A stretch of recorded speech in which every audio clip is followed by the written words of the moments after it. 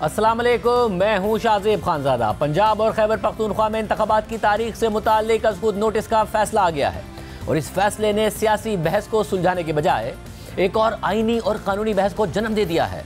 Chief justice उमरता Bandial ने आज जो फैसला लिखा है उसे 3-2 की अक्सरियत का फैसला करार दिया है, क्योंकि चीफ जस्टिस के फैसले से जस्टिस मुनीब अख्तर और जस्टिस मोहम्मद अली मजहर ने इत्तफाक किया है। लेकिन उसी बेंच में शामिल 2 जजेस जस्टिस मंसूर अली शाह और जस्टिस जमाल मंदूखेल ने इब्तिदाई समात में शामिल रहने वाले 2 जजेस जस्टिस याया अफरीदी और जस्टिस अतर मिनल्लाह के फैसले से इत्तफाक कर लिया है, जिसके बाद अब हुकूमत कह रही है कि यह फैसला 3-2 की अक्सरियत से नहीं बल्कि 4-3 की अक्सरियत से आया है।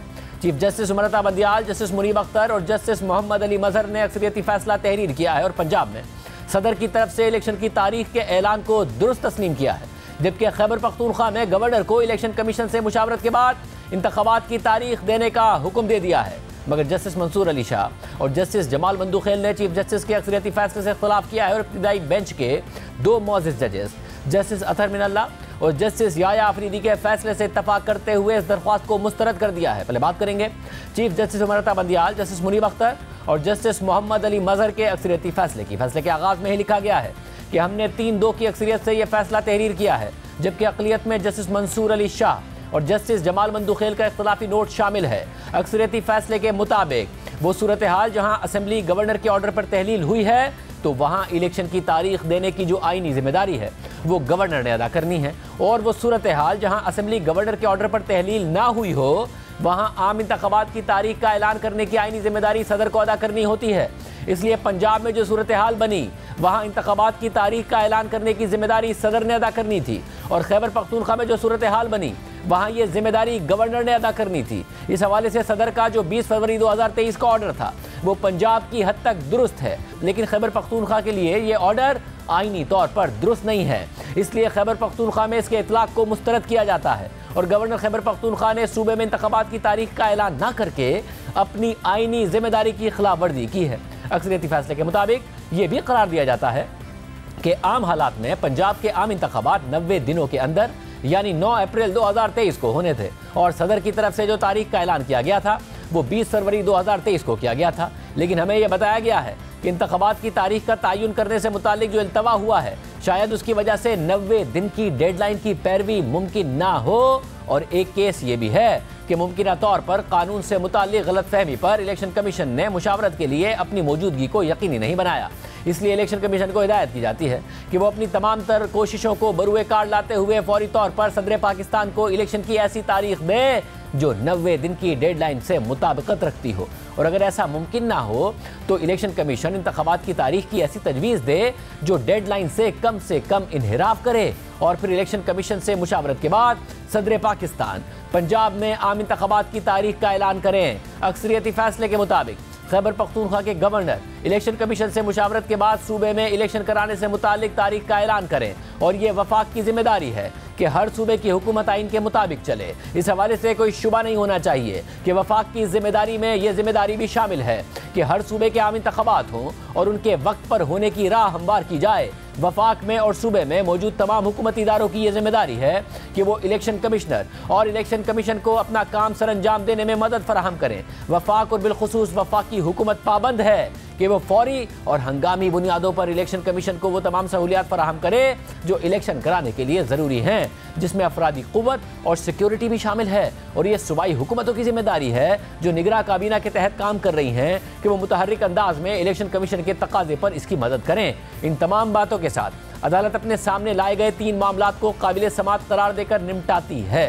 अब ये chief justice उमरता Bandial, justice Munib Akhtar और जस्टिस मोहम्मद अली मजहर का अक्सरियती फैसला था, जिसके बाद जस्टिस मंसूर अली शाह और जस्टिस जमाल मंदूखेल ने अक्सरियती फैसले से इख्तलाफ करते हुए अपना इख्तलाफी नोट लिखा है, और इस नोट के मुताबिक मौजूदा केस के हकाइक और हालात के तहत जो अज़ खुद नोटिस की कार्रवाई की गई और जिस तरीके से इस केस को उठाया गया है वो मुकम्मल तौर पर बिला जवाज़ है, और वो भी इस बात से हट कर कि इस अज़ खुद नोटिस का आगाज़ गैर ज़रूरी जल्दबाजी में किया गया। ये केस एक ऐसा फिट केस नहीं है जिसके लिए अदालत अपने गैर मामूली दायरा कार का इस्तेमाल करे, इसलिए यह काबिल समात नहीं है, क्योंकि इन्हीं आइनी और कानूनी मामलात से मुताल्लिक रिलीफ के लिए दरख्वास्तें लाहौर हाई कोर्ट और पिशावर हाई कोर्ट में ज़ेर इल्तवा है, और मुतल्लिका हाई कोर्ट्स में इन मामलात पर कोई गैर मामूली इल्तवा भी नहीं हुआ है। इसलिए आर्टिकल 184(3) के तहत इस अदालत के गैर मामूली दायरा इख्तियार को लागू करने का कोई जवाब नहीं है। लाहौर हाई कोर्ट का एक रुकनी बेंच पहले ही दरख्वास्त गुजार के हक में फैसला दे चुका है और वो फैसला अब तक फील्ड में मौजूद है और इस फैसले के खिलाफ लाहौर हाई कोर्ट के डिवीजन बेंच के सामने इंट्रा कोर्ट अपील दायर हो चुकी है और किसी भी दरख्वास्त गुजार ने आर्टिकल 185(3) के तहत इस अदालत का दरवाजा नहीं खटखटाया। और जब एक आईनी मामला पहले से किसी सूबाई हाई कोर्ट में ज़ेर इल्तवा हो तो सूबाई अदालतों की आज़ादी में मुदाखलत करने के बजाय उन्हें सपोर्ट करना चाहिए ताकि सूबाई खुद मुख्तारी मजबूत हो और हमें सूबाई अदालतों की खुद मुख्तारी को मजरू नहीं करना चाहिए। मुतालिका हाई कोर्ट्स में इन मामलात पर जो कार्रवाई चल रही थी उनमें कोई गैर मामूली इल्तवा नहीं था। अलबत्ता इस अदालत की मौजूदा कार्रवाई ने गैर ज़रूरी तौर पर हाई कोर्ट में होने वाली कार्रवाई को इल्तवा का शिकार बना दिया। लेकिन मामले की अहमियत को समझते हुए हम तवक्को रखते हैं कि मुतल्लिका हाई कोर्ट्स अपने सामने इन मामलात को 3 दिन के अंदर निपटाएंगी और इस बात से हटकर ये बात भी की जाती है कि ऐसे मामलात को पार्लियामेंट में हल होना चाहिए। इसलिए हम 23 फरवरी 2023 को जस्टिस याया आफरीदी और जस्टिस अतर मिनल्लाह की तरफ से दिए गए फैसलों से इत्तफाक करते हैं और मौजूदा दरख्वास्तों को मुस्तरद करते हैं और असखुद नोटिस की कार्रवाई को भी ख़त्म करते हैं। ये जस्टिस मंसूर अली शाह और जस्टिस जमाल मंदुखेल का इख्तलाफी नोट था, मगर दिलचस्प बात यह है कि दोनों जजेस के इख्तलाफी नोट के बाद एक फुट नोट भी दर्ज है और इस फुट नोट के मुताबिक इंतखाबात में ताख़ीर का मामला पहले 9 मेंबर बेंच ने सुना, जिसमें जस्टिस याया आफरीदी और जस्टिस अतर मिनल्लाह ने दरख्वास्तें मुस्तरद करने का फैसला दे दिया था। बाद में 2 जजेस ने खुद को बेंच से अलग कर लिया था और क्योंकि 2 दीगर जजेस ने दरख्वास्तों को मुस्तरद कर दिया था तो बेंच की तश्कील 27 फरवरी को दोबारा की गई और एक 5 रुकनी बेंच बनाया गया और जो 2 जजेस यानी जस्टिस अतर मिनल्लाह और जस्टिस याया आफरीदी ने जो शुरू में फैसले दिए थे वो भी इस केस के रिकॉर्ड का हिस्सा हैं। 23 फरवरी को पहली समाअत हुई तो जस्टिस जमाल मंदुखेल ने खुद नोटिस लिए जाने पर तहफ़्फ़ुज़ात का इज़हार किया था और अदालत में अपना नोट पढ़ा था। जस्टिस अतर मिनल्लाह और जस्टिस मंसूर अली शाह ने भी असेंबली की तहलील से मुतालिक सवालात उठाए थे। 27 फरवरी की सुबह तहरीरी हुक्मनामा आया तो उसमें justice Mansoor Ali Shah, justice Yahya Afridi, justice Jamal Mandokhail और जस्टिस अतर मिनल्लाह के इजाफी नोट्स शामिल थे जिनमें समाअत के नकात और तरीक़ाकार पर तहफ़्फ़ुज़ात का इज़हार किया गया था। जस्टिस याया आफरीदी और जस्टिस अतर मिनल्लाह 27 और 28 फरवरी की समाअत में शामिल नहीं थे, लेकिन 23 और 24 फरवरी की समाअत में वो शामिल थे और उनके नोट्स भी 23 फरवरी के तहरीरी हुक्मनामे में शामिल थे। और आज जस्टिस मंसूर अली शाह और जस्टिस जमाल मंदुखेल ने जस्टिस याया आफरीदी और जस्टिस अतर मिनल्लाह की राय को रिकॉर्ड का हिस्सा बनाकर उससे इत्तफाक कर लिया है, मगर साथ ही फुटनोट में बेंच के दोबारा बनने की बात भी की है। मगर हुकूमत ने एक नई आईनी और कानूनी बहस छेड़ दी है। वफाकी वज़ीर कानून आज़म नज़ीर तारड़ और अटॉर्नी जनरल शहजाद अता इलाही ने कहा है कि यह 7 में से 3 जजेस का फैसला है और इस पर नजरसानी की कोई ज़रूरत नहीं है। 4-3 से फैसला आया है। 2 मोअज़्ज़ज़ जज साहबान ने कहा कि हम एग्री करते हैं जो फैसला 23 फरवरी को 2 दीगर अराकीन जस्टिस याया आफरीदी साहब और जस्टिस अतर मिनल्लाह साहब ने तहरीर की है अपने नोट्स कि ये पिटीशंस मेंटेनेबल नहीं है, ये काबिल समाअत नहीं हैं। और साथ उन्होंने कहा कि हम ये भी समझते हैं कि वो जो 2 जज साहबान के फैसला जात हैं वो आज के इस फाइनल ऑर्डर का हिस्सा हैं। तो मेरे ख्याल में इसके बाद ना रिव्यू की ज़रूरत है ना फर्दर तशरीह की ज़रूरत है। 4-3 की वजह से ये मामला अब हाई कोर्ट से डिसाइड होगा। इस केस के रिकॉर्ड में 5 नहीं 7 मोअज़्ज़ज़ जज साहबान के फैसले मौजूद हैं। 2 मोअज़्ज़ज़ जज साहबान ने 23/2 को इन पिटिशन्स को डिसमिस किया। आज 2 मोअज़्ज़ज़ जज साहबान ने फिर पिटिशन को डिसमिस किया। 4 मोअज़्ज़ज़ जज साहबान ने पिटिशन को डिसमिस किया। 3 मोअज़्ज़ज़ जज साहबान ने पिटिशन को मेंटेनेबल करार दिया। जबकि तहरीक इंसाफ के रहनुमा फवाद चौधरी ने कहा है कि अगर ये 9 रुकनी बेंच है तो ये 5-4 का फैसला है और अगर 5 रुकनी बेंच है तो 3-2 का फैसला है। डिसेंटिंग जज हैं वो ये कह रहे हैं कि जब हाई कोर्ट की जजमेंट आ चुकी है कि 90 दिनों में इलेक्शन होना है तो हमें ज़रूरत नहीं है। जो हमारा मौक़िफ़ है वो तो 5 जजेस ने तस्लीम किया है और ये 5-0 से ये जजमेंट हुई है कि 90 दिनों के अंदर इलेक्शन होने हैं। दूसरी तरफ वफाकी वज़ीर कानून आज़म नज़ीर तारड़ और वज़ीर दाखिला राना सनाउल्लाह ने पनामा केस की मिसाल दे दी। पनामा में याद कीजिए 5 जजेस का बेंच था। 2 ने कहा कि मियां नवाज शरीफ आज ही डिस्क्वालीफाइड है।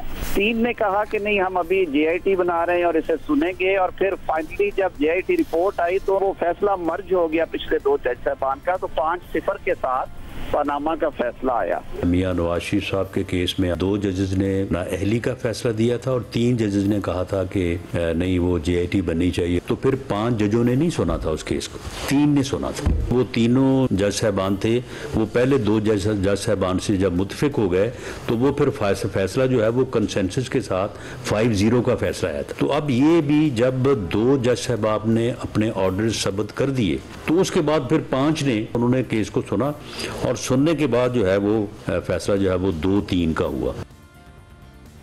अलावा साबिक वज़ीर आज़म इमरान खान ने वज़ीर कानून के बयान को अदलिया को तकसीम करने की कोशिश करार दिया और साथ ही अपनी जेल भरो तहरीक ख़त्म करने का ऐलान किया और कहा कि हफ्ते से इंतखाबी मुहिम शुरू कर रहे हैं।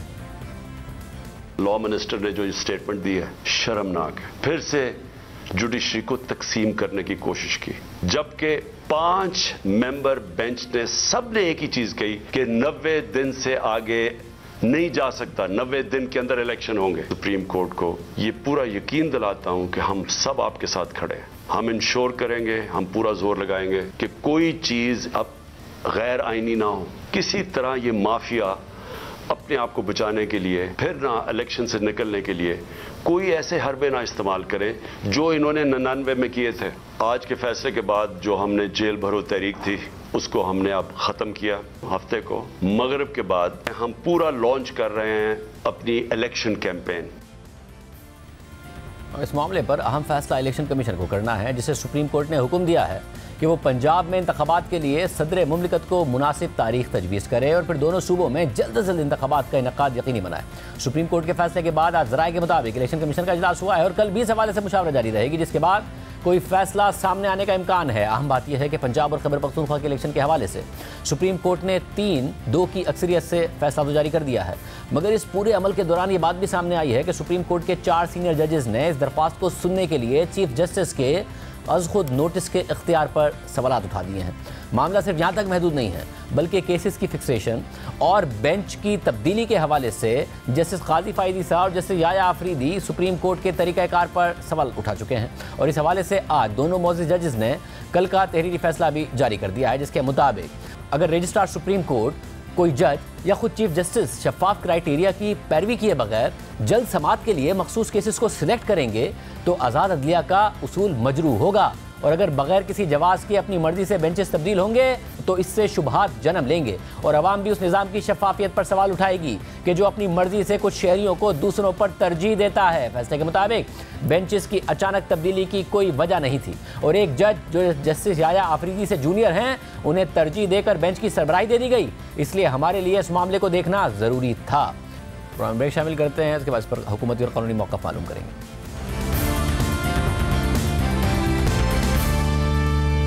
एक अहम सूरत हाल पैदा हो गई है, इस पर बात करने के लिए हमारे साथ रशीद रिजवी साहब मौजूद हैं, साबिक सदर Supreme Court Bar Association, Salahuddin Ahmed sahab मौजूद हैं, साबिक सदर Sindh High Court Bar Association. आप दोनों का बहुत शुक्रिया। रिजवी साहब, फैसला आ गया और फैसले के शुरू में लिखा है कि 3-2 से फैसला आया है, मगर क्योंकि जो बाकी 2 जज साहिबान हैं जिन्होंने इत्तफाक नहीं किया 3 जजेस से, उन्होंने जस्टिस अतर मिनल्लाह और जस्टिस याया आफरीदी का जो नोट था उसको भी हिस्सा बनाया है, मगर अपने फुट नोट पे फिर ये भी लिख दिया कि रिकॉन्स्टिट्यूट हुआ था बेंच।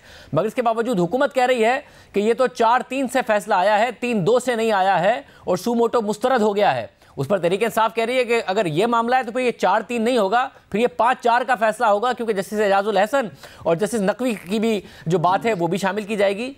क्या असल में सूरत हाल है, क्योंकि पनामा केस का हवाला दे रही है हुकूमत कि उसमें पहले 5 ने फैसला दिया, 2 क्योंकि GIT के बजाय पहले ही नवाज शरीफ को डिस्क्वालीफाई कर गए थे, तो फिर 3 ने GIT बनाने का हुक्म दिया, फिर उन्होंने समाअत भी की और बाकी फिर बाद में आके 5 ने फैसला दिया।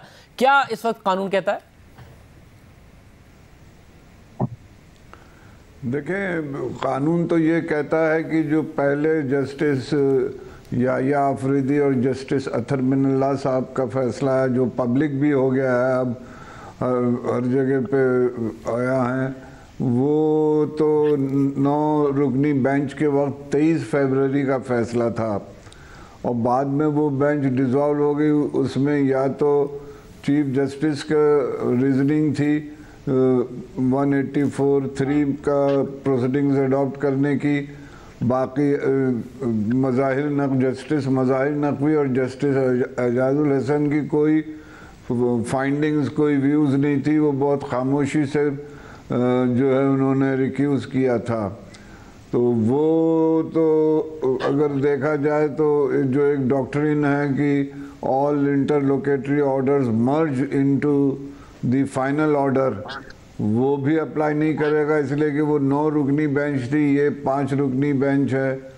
लेकिन तादाद के लिहाज से जो आज मैं देख रहा था वजीर कानून का है, वो ये कहते हैं कि 4 की प्रोसीडिंग्स हैं, 4 के फैसले हैं, 4 मेंबर नहीं थे बेंच के, 2 तो ये वाजे है। बेंच का फैसला तो वही कहलाएगा जो 3 का है। आप क्या कहिएगा सलाउद्दीन साहब? देखिए शाहजेब, मैं समझता हूँ एक बार फिर हम सारी तमाम जमातें जो गई थी और बार एसोसिएशन गई थी सुप्रीम कोर्ट के पास के आईनी जो अभाम है वो दूर हो जाए, वो बजाय दूर होने के और पेचीदा हो गया है। देखिए, जो पहले जो ऑर्डर थे 2 जजेस का तो खैर काफी क्लियर है, जहां तक इजाजुल एहसन साहब और मज़ाहिर नकवी साहब की बात है, उन्होंने तो क्लियरली अपने आप को, उन्होंने तो सिर्फ रिक्यूज किया है, कोई उनकी जुडिशियल फाइंडिंग या ऑर्डर आया ही नहीं है। 2 और जो जज साहिबान हैं, जो आफरीदी या आफरीदी साहब और अतर बिनल्ला साहब, उनके ऑर्डर्स बड़े दिलचस्प हैं और मैं समझता हूं अगर उनके ऑर्डर जरा ज्यादा क्लियर होते तो शायद आज ये अभाम ना होता। अब उसके बाद क्या होता है कि जो चीफ जस्टिस साहब है, गालिबन उन्होंने कोई एडमिनिस्ट्रेटिव ऑर्डर पास किया होगा, वो तो मंजर आम पे नहीं आया, जिसमें वो कहते हैं कि अब हमने ये 5 मेंबर बेंच बना दिया है। मगर उस 5 मेंबर बेंच में 3 जज साहिबान कहते हैं कि हम इन पिटिशंस को अलाउ कर रहे हैं और दीगर उन्होंने डायरेक्शंस दिए हैं। 2 जज साहिबान कहते हैं कि नहीं, हम 2 तो डिसमिस कर रहे हैं पिटिशंस को कि ये काबिल समात नहीं है, प्रीमेच्योर हैं, और हम जो याया साहब, याया अफरीदी साहब और बिनल्ला साहब के जो ऑर्डर थे उनकी तायीद करते हैं। तो by implication they are saying कि 4-3 से ये पिटिशंस जो हैं वो डिसमिस हो गई हैं। अब एक कंप्लीट एक कंफ्यूजन पैदा हो गई है। नॉर्मली तो जो प्रोसीजर माजी में हम देखते आए हैं इन नियरली ऑल केसेस, मगर एक जो आपने हवाला दिया है उस पर मैं आता हूं, मगर नॉर्मली जो रूटीन में है वो ये होता है कि अगर कोई जज किसी पिटिशन को काबिल समात नहीं समझता, वो उसी वक्त उठ के बेंच से चला नहीं जाता। वो जज साहब जो हैं वो उस बेंच का हिस्सा रहते हैं और जब फाइनल फैसला सुनाया जा रहा होता है तो वो कहते हैं कि मेरी राय में ये पिटिशन को डिसमिस होना चाहिए या मेरी राय में पिटिशन को अलाउ होना चाहिए। तो तमाम जज साहिबान एंड तक उस केस का हिस्सा रहते हैं। एक जो एग्जाम्पल है ऐसी सिचुएशन की, वो पनामा केस में पाई जाती है। उसमें ये हुआ था, आपको याद होगा कि जस्टिस खोसा साहब और गुलजार साहब ने शुरू में ही कह दिया था कि नवाज शरीफ साहब ना अहल हैं। उसके बाद मगर 3 जज साहबान ने कहा कि नहीं, अभी हम फौरी तौर पे फैसला नहीं कर सकते कि वो नाअहल हैं या नहीं। इसमें की जो रिपोर्ट थी वो सामने पेश आई। उसमें फिर जब JIT की रिपोर्ट आई तो उसमें जो तमाम फिर जो हियरिंग्स थी वो 5 जज साहिबान ने नहीं की, वो सिर्फ 3 जज साहिबान ने बैठ के वो हियरिंग्स की। मगर जब फाइनल फैसला आया तो उस फाइनल फैसले में वो सिर्फ 3 जजेस ने फैसला नहीं सुनाया, बल्कि नाअहली का फैसला वो 5 जजेस ने सुनाया, जबकि आधी प्रोसीडिंग्स में खोसा साहब और गुलजार साहब मौजूद ही नहीं थे।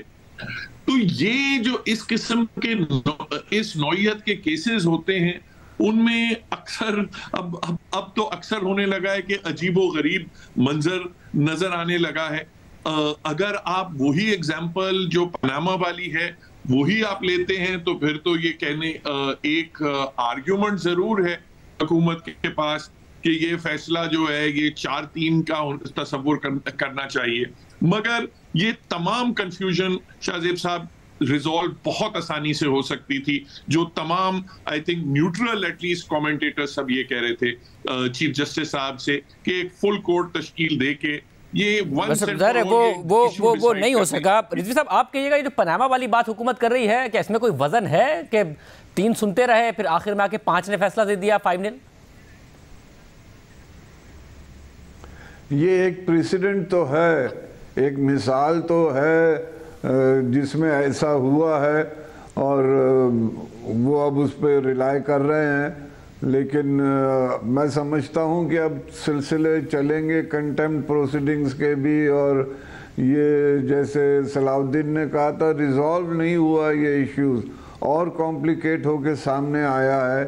और बेहतर यही होता है कि इसको फुल कोर्ट, इसी वजह से लोग कह रहे थे कि इसको फुल कोर्ट के सामने रखें ताकि लोगों का पब्लिक कॉन्फिडेंस भी बने इदारे में और कोई वाज़ेह ख़तों का कोई सूरत जजमेंट की आए सामने। एक तो बहुत जल्दबाजी की है, ख़त्म करो आज ही ख़त्म करेंगे, कल फैसला सुनाएंगे। इसमें कभी इतने बड़े इश्यूज पे ऐसा नहीं हुआ है कि इतनी जल्दी ख़त्म किया गया हो। बहुत शुक्रिया। हमारे साथ वज़ीर दाखिला राना सनाउल्लाह साहब मौजूद। राना साहब, बहुत शुक्रिया हमें शो में ज्वाइन करने के लिए। राना साहब, चीफ जस्टिस ने फैसला तहरीर किया, 3-2 का कह दिया।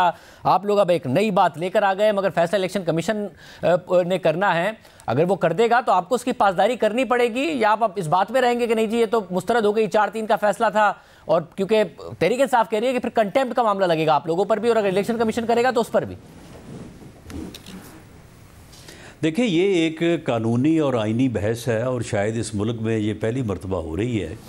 तो इसमें जो हमारा मौक़िफ़ है, अगर उसमें सब्सटेंस है तो उसकी हमें बात करनी चाहिए, और उस बात का भी जो है वो एक वज़न है। 2 जज साहबान ने जिन्होंने आज डिसेंटिंग नोट दिया है, उसमें उन्होंने ये नहीं कहा कि हम डिसेंट करते हैं इस फैसले से। उन्होंने कहा कि हम अपने 2 ब्रदर जजेस जो है उनके जो ऑर्डर्स हैं उन ऑर्डर्स से साथ मुत्फिक हैं। मीनिंग देयर बाई कि 4 जो है वो जज साहबान का ये फ़ैसला है कि ये मेंटेनेबल नहीं है, जबकि 3 का फ़ैसला है कि ये जो है वो मेंटेनेबल है, और उन्होंने जो है वो ऑर्डर्स किए। तो ये ऑन रिकॉर्ड है, और जो फ़ैसला है 2 जज साहबान का, उसमें बाकायदा उसका आखिरी पैरा जो है वो आप पढ़ लें तो बात सारी जो है वो वाज़ेह हो जाती है। अब वो भी तो चारों जो हैं वो सुप्रीम कोर्ट के मुअज़्ज़ज़ जजेस हैं, वो कोई ये तो नहीं है कि मैं या आप कोई बात कह रहे हैं। तो इस बात का एक वज़न है, इस बात के ऊपर क्लैरिटी आनी चाहिए। और हमारा ये मौक़िफ़ जो है ये कोई यानी बेबुनियाद नहीं है, बल्कि इसकी माजी में भी मिसाल मिलती है। मगर तो फिर 3-2 का फ़ैसला मुख्तलिफ हुआ तो उसमें 3 जजेस ने केस सुना, 5 ने नहीं सुना, और उसके बाद जो है वो फिर फैसला जो है वो 0-5 से हो गया। अब भी जब 2 जजेस ने अपना फ़ैसला दे दिया, उस वक्त तक बेंच जो है वो मौजूद था, 7 का बेंच था, और 2 ने रिक्यूज़ किया है, 2 ने माजरत की है। इन दोनों जजेस ने अपना ऑर्डर दिया है, इन्होंने माजरत नहीं की, इन्होंने रिक्यूज़ नहीं किया। तो अब ये कैसे हो सकता है कि ये 7 में से 4 का फ़ैसला जो है उसे माइनॉरिटी कर दिया जाए और 3 का जो है उसे मेजॉरिटी कर दिया जाए? वैसे आप क्योंकि पनामा के केस का हवाला दे रहे हैं, वरना इस केस में तो जब चीफ जस्टिस ने खुद ने लिख दिया शुरू में कि 3-2 का फैसला है, जज साहिबान ने जो अपना फुटनोट लिखा उसमें बताया कि बेंच रिकॉन्स्टिट्यूट हुआ था, तो उसके बाद गुंजाइश क्या रह जाती है? क्या फिर आप अदालत के पास जाएंगे कि जिसकी इंटरप्रिटेशन कर दें कि 3-2 है या 4-3 है? क्योंकि फिर वज़ीर कानून कह रहे हैं कि जी रिव्यू की ज़रूरत नहीं है, तो फिर रिव्यू की ज़रूरत नहीं है तो आप ऐसे ही बैठे रहेंगे, क्योंकि इमरान खान साहब इलेक्शन की तैयारी, इलेक्शन कैंपेन लॉन्च कर रहे हैं, वो इलेक्शन की तैयारी कर रहे होंगे। नहीं, वो इलेक्शन की तैयारी जो कर रहे हैं तो हम भी तैयारी कर रहे हैं। ये तो परस चढ़ा के टांग को तो फ्रॉड करके बैठा घर में, तो हम तो आलमोस्ट जो है वो पंजाब के तकरीबन आधा पंजाब हम तो जो है वो अपनी मीटिंग्स, अपने वर्कर्स कन्वेंशन, और हम तो पूरी तैयारी कर रहे हैं। तैयारी हमारी जो है वो इनसे अल्लाह के फजल से ज़्यादा है। तो तैयारी में कोई कमी नहीं है, क्योंकि अगर इलेक्शन जो है वो अगर इकट्ठे होने हैं, ठीक है, हमारी ये राय ज़रूर है कि ये इलेक्शन अगर 2 असम्बलियों के होंगे, मुल्क अफरा तफरी और जो है वो अपना अनारकी का शिकार होगा, और यही इस फितने का जो है वो माटो है। ये फितना जो है ये इस मुल्क को अनारकी का शिकार करना चाहता है, तो इसलिए कौम जो है वो इस फितने के हाथों में ना खेले। हमारी ये राय है कि इलेक्शन जो है वो जनरल इलेक्शन होने चाहिए, और तमाम असम्बलियों के केयर टेकर सेटअप के तहत एक ही दफ़ा इलेक्शन होने चाहिए। ये हमारी राय है, ये हमारा मौक़िफ़ है, हम इसको रिकॉर्ड पे रख रहे हैं। कल को अगर ऐसा होता है तो फिर अगर मुल्क जो है वो अनारकी और अपना अफरा तफरी का शिकार होता है तो हम इसमें जो है वो हिस्सेदार नहीं होंगे। सब मगर फिर ये बातें जो सारी हैं वाले लोग वो मगर राजा भी बैठे हैं, उनको खमियाजा जो है वो जिम्मेदारी जो है वो उनको फिर लेना पड़ेगी। मगर इसमें एक मसला है, आप लोग इसको 4-3 समझें और तहरीक इंसाफ इसको 3-2 समझे, चीज़ वैसे 3-2 लिखा है। मसला ये है कि आप दोनों के समझने से फ़र्क पड़ता नहीं है। मसला फ़र्क उस वक्त पड़ेगा जब इलेक्शन कमीशन इसकी क्या इंटरप्रिटेशन कर रहा है। अगर इलेक्शन कमीशन इसको एज इट इज़ लेता है, जैसा कि चीफ जस्टिस ने कहा है, और मुशावरत करके तारीख दे देता है, तो फिर आपकी जिम्मेदारी है कि इलेक्शन कमीशन के साथ ताउन करें। तो आप वो ताउन करेंगे या फिर आप अदालत जाएंगे कि नहीं जी इलेक्शन कमीशन ने इसकी गलत इंटरप्रिटेशन कर दी है, हमारी नज़र में तो ये 4-3 था। देखिए, हम इस नुक्ते को अदालत में ले जा सकते हैं क्योंकि ये हमारी बात जो है ये बुनियादी तौर पे देखें, 2 जज साहबान लिखते कि जी 3 ने ये मेजॉरिटी फ़ैसला दिया है, हम 2 जो है वो इससे इख्तलाफ करते हैं। उन्होंने जो लिखा है आपने यकीनन पढ़ा होगा, वो आखिरी पैरा तो आप पढ़ें।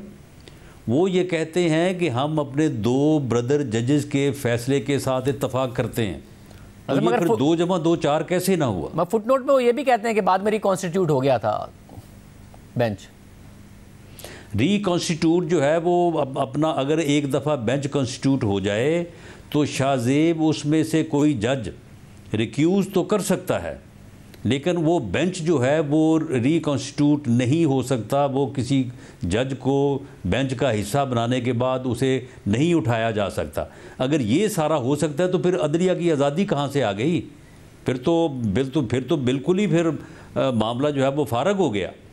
अगर इस तरह से हो सकता हो कि चीफ जस्टिस के पास इख्तियार हो या किसी के पास भी हो कि जजेस जो है वो बेंच कॉन्स्टिट्यूट हो गया, वो बैठे हैं, कोई रिक्यूज़ करना चाहे तो बिल्कुल कर सकता है। और वैसे चीफ जस्टिस कहे कि उठ जाएं जी, हम ये 7 लोग बैठे हैं, आप 2 में बाहर निकल जाएं तो हम जो है वो 5 फैसला करेंगे या 3 फैसला करेंगे। ऐसा नहीं हो सकता, ऐसा पाकिस्तान की तारीख़ में कभी नहीं हुआ।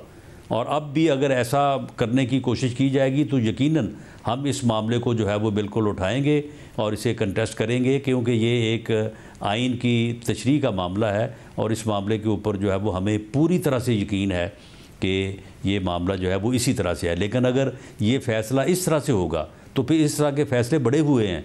पनामा का फ़ैसला भी इसी तरह से हुआ है। आज मुझे बताएं कि पनामा के फ़ैसले को कौन मानता है, कौन उसकी जो है वो मिसाल देता है? ये जुल्फ़िकार अली भुट्टो की जो है वो केस का फ़ैसला भी जो है वो ऐसे ही हुआ था। तो आज सारे जो है वो उसे जुडिशल मर्डर क्यों कह रहे हैं? तो इसलिए ये मगर राज साहब चले इस फैसले से कतई नज़र, अगर कल को इलेक्शन कमीशन तारीख दे दे तो फिर तो आप पाबंद है ना उसके साथ ताउन करने के कि आप ये थोड़ी अदालत में जाके कह सकते हैं कि इलेक्शन कमीशन ने गलत तारीख दे दी है, क्योंकि 90 दिन में इलेक्शन होने, ये तो आइन इस मामले में तो क्लियर है। अदालत ने तो आज के फैसले में उल्टा गुंजाइश निकाल दी है कि थोड़ा बहुत इधर उधर हो सकता है मामला, हालांकि वरना तो सबकी राय बड़ी क्लियर थी कि 90 दिन में इंतखाबात होने। शाहजेब, हम अपना मौक़िफ़, अपना आइनी जो है वो मौक़िफ़, अपना जो है वो केस, उसको हर कीमत पे जो है वो परसू करेंगे, पूरी जो है वो ताकत से परसू करेंगे। लेकिन इलेक्शन से हम ना घबराते हैं, ना हम इलेक्शन से गाफिल हैं। हम वो अपनी पूरी तैयारी कर रहे हैं। इलेक्शन अगर होगा तो हम पूरी जो है वो ताकत से लड़ेंगे, लेकिन हम अगर जीत गए तो ये फिर इसी काम पे फितना लगा रहेगा। ये फितना जो है ये इस मुल्क में डिस्टेबल करना चाहता है, ये सियासी अदम इस्तेहकाम चाहता है। इसको फिर बहाना मिल जाएगा, कहेगा जी देखें इनकी फेडरल गवर्नमेंट थी लिहाजा मेरे साथ धांधली हो गई है। तो कल को जब सूबाई असम्बली आऊँगी तो फिर ये बाइकआउट करेगा, ये कहेगा जी मैं अब जनरल इलेक्शन का बाइकआउट करता हूँ, ये सूबाई असम्बलियाँ जो है ये पंजाब की हुकूमत जो है मेरे साथ धांधली करेगी। यानी मुस्तकिल इस मुल्क को अनारकी और अफरा तफरी का शिकार करने का जो इस फितने का मंसूबा है, इसको अमली जामा पहनाने का अगर एक ही तरीका है और वो तरीका ये है कि इस फैसले को जो है वो इलेक्शन कमीशन जो है वो तस्लीम कर ले और इलेक्शन करवा दे। सब तो फिर आप लोग फिर ताबुन नहीं करेंगे, इसका मतलब है आप हर हाल में चाहते हैं कि साथ ही इलेक्शन हो, चाहे वो कंटेम्प्ट ऑफ कोर्ट हो जाए, कुछ भी हो जाए? नहीं शाहजेब, आइन ये चाहता है, आइन की स्कीम ही ये है कि जनरल इलेक्शन जो है वो केयर टेकर सेटअप के तहत होने चाहिए। ये अगर 90 दिन आइन में लिखे हैं तो ये भी आइन में ही लिखा है। ये कोई मैं को अपने पास से किसी किताब से पढ़ के साहब अदालत के सामने उठाना था ना मामला, या फिर आप पटिशन लेके चले जाएं अदालत में, या फिर अदालत के सामने उठाते फारूक साहब? बिल्कुल उठाया है। अपना मंसूर अवान जो हमारे वकील थे हमारी तरफ से, उन्होंने ये मामला उठाया है। उन्होंने कहा है कि जनाब आइन की जो है वो जो मंशा है वो ये है कि इलेक्शन जो है वो केयर टेकर सेटअप में होने चाहिए और एक ही मरतबा होने चाहिए। ये मुस्तकिल तौर पे अगर उसके बावजूद अगर अदालत से फैसला आ गया है, जो कभी डिस्प्यूटेड रहे हैं डिस्प्यूटेड कर देगा। अगर आप ये कह रहे हैं उसके बावजूद अदालत से फैसला आ गया, इसका मतलब है अदालत ये समझती है कि अगर सूबों में असेंबली तहलील हो गई है तो पहले इंतखाबात 90 दिन के अंदर होने चाहिए। अदालत का फैसला आ गया है। जी बिल्कुल बिल्कुल शाहजेब, 3 इंतहाई मोहतरम मोअज़्ज़ज़ जजेस जो है वो यही समझते हैं, और 4 इंतहाई मोहतरम और मोअज़्ज़ज़ जजेस जो है वो वैसे समझते हैं जिस तरह से मैं बात कर रहा हूँ। तो फिर ये डिस्प्यूट हल कैसे होगा? आप रिव्यू में जा नहीं रहे, क्या होगा? ये मुल्क ऐसे ही लटका रहेगा, अनसर्टेनिटी का शिकार रहेगा और कैंपेन हो रही होगी और दूसरे पर तनकीद हो रही होगी, क्या हो रहा होगा? नहीं शाहजेब, मेरी बात एक नोट कर लें, जब तक इस फितने को वोट की ताकत से अवाम माइनस नहीं ना करेंगे, ये मुल्क जो है ना ये किसी तरफ नहीं लगेगा। तो वोट तो आवाम जब देंगे ना, जब इलेक्शन होगा। आप तो इलेक्शन ले डूबेगा। तो वोट जब देंगे आवाम, जब इलेक्शन होगा। नहीं, आवाम ने इसका कल एक चेहरा देखा है ना। ये कल किस तरह से अदालतों के ऊपर हमलावर हुआ है, किस तरह से इसने जो है वो जुडिशल कम्प्लेक्स के ऊपर जो है वो हमला किया है। आप मुझे बताएं कि ये 400-500 आदमी इकट्ठा करना कौन सा मुश्किल काम है? ये तो मैं भी कर सकता हूँ। पार्टी का सरबराह होना तो बहुत दूर की बात है।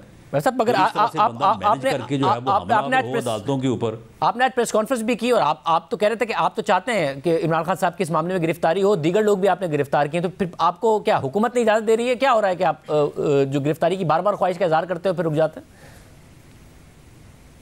बस ऐसा ही है। मैं तो कल भी चाहता था कि इस आदमी को जो है वो अरेस्ट करना चाहिए और इसके ख़िलाफ़ जो है 780 के 2 मुकदमे जो है वो दर्ज हुए हैं। उन मुकदमों में इसकी गिरफ्तारी बनती है, वरना तो फिर कल को जिसका दिल चाहेगा 400-500 बंदा लेके आके तो अदालतों को जो है वो चढ़ दौड़ेगा अदालतों के ऊपर। तो ऐसा किसने रोका आपको? तो फिर यही रहता है कि आप अदालत के अंदर दाखिल हों और प्रिजाइडिंग अफसर को जो है वो गिरेबान से पकड़ के जो है वो बाहर निकाल लें। तो राना साहब किसने रोका? ये रह गया है, किसने रोका? बाकी सारा कुछ कल हो गया है। राना साहब किसने रोका आपको गिरफ्तारी से? देखें, ये कोलिशन गवर्नमेंट है और सबके इत्तेफाक से ही मामला आगे चल सकते हैं, उसके बगैर तो नहीं चल सकते। तो कोलिशन में बाकी मैं ज़ाती तौर पे मैं कल भी समझता था और 25 मई के बाद कल एक मौका था कि इसको अरेस्ट होना चाहिए था। तो मैं जानना चाह रहा हूँ कि कोलिशन में कौन है? JUI में लगता नहीं मौलाना फजल रहमान साहब ये नहीं चाहते होंगे, आप भी ये चाहते हैं, तो क्या शहबाज शरीफ साहब नहीं मान रहे या फिर पीपल्स पार्टी नहीं मान रही? कौन नहीं मान रहा?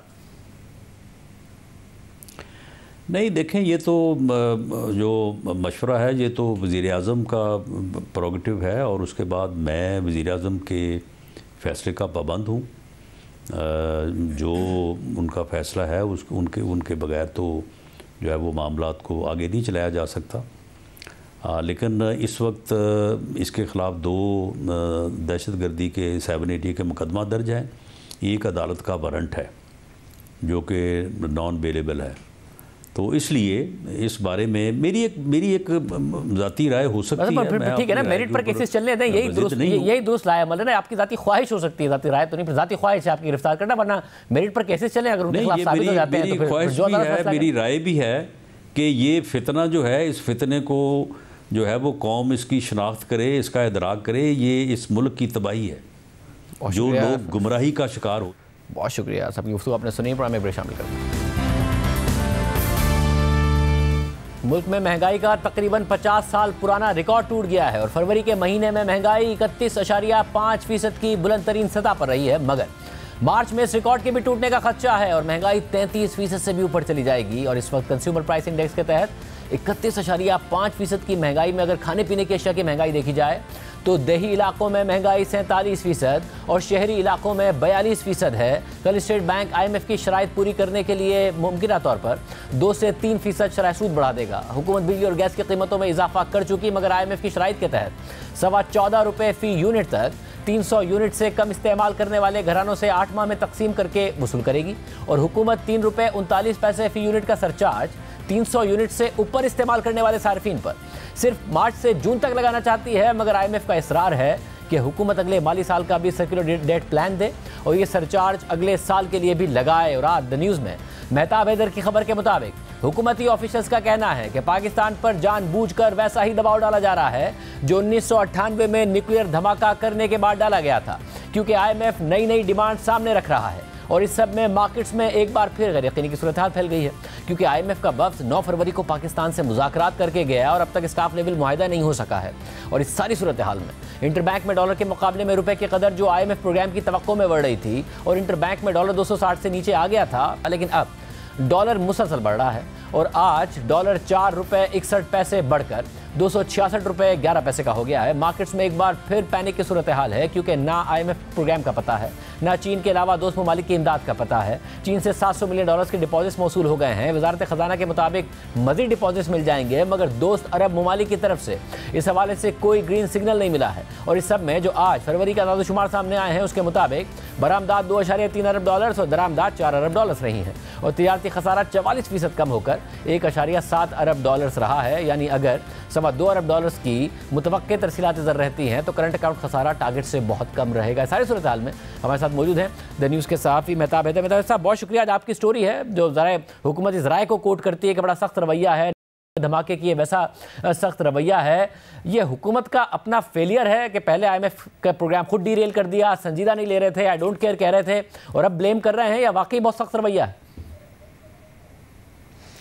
जी थैंक यू वेरी मच। देखें, बुनियादी तौर पे हुकूमत ने एक कोशिश की और उसमें उसे नाकामी हुई, और वो कोशिश ये थी कि हम फ्रेंडली कंट्रीज से जो फॉरेन इन्फ्लोज हैं वो सिक्योर कर लें ताकि IMF को जो सख्त शराइत हैं इनको लीनियट और सॉफ्ट किया जा सके।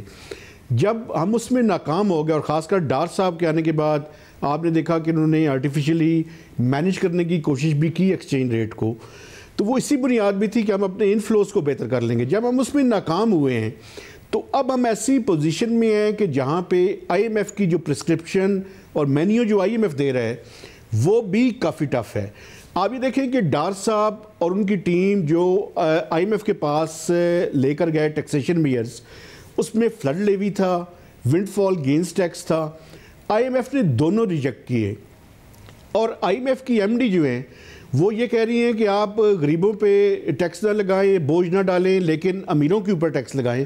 लेकिन प्रैक्टिकली IMF की प्रिस्क्रिप्शन ये है कि आपने GST का रेट 1% बढ़ा दें, और जो बाकी टैक्सेशन मेयर्स हैं वो भी ऐसे हैं कि जो इस इन्फ्लेशन के अरसे में हाईली इन्फ्लेशनरी है।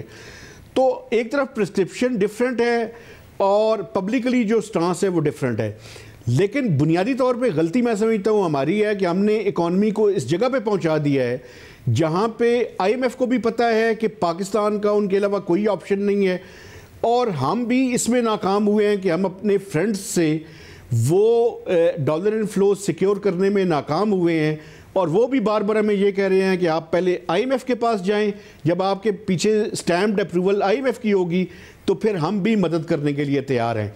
लेकिन ये जो मैसेजिंग की गई है ये बड़ी सिग्निफिकेंट है, और ये एक ऐसे वक्त में है कि जब चाइना ने 700 मिलियन डॉलर्स की रीफाइनेंसिंग कर दी है और 1.3 बिलियन डॉलर्स भी उनकी तरफ से कमिटमेंट है कि आइंदा चंद दिनों में या विद इन दिस वीक और या नेक्स्ट वीक तक ये पैसे आ जाएंगे।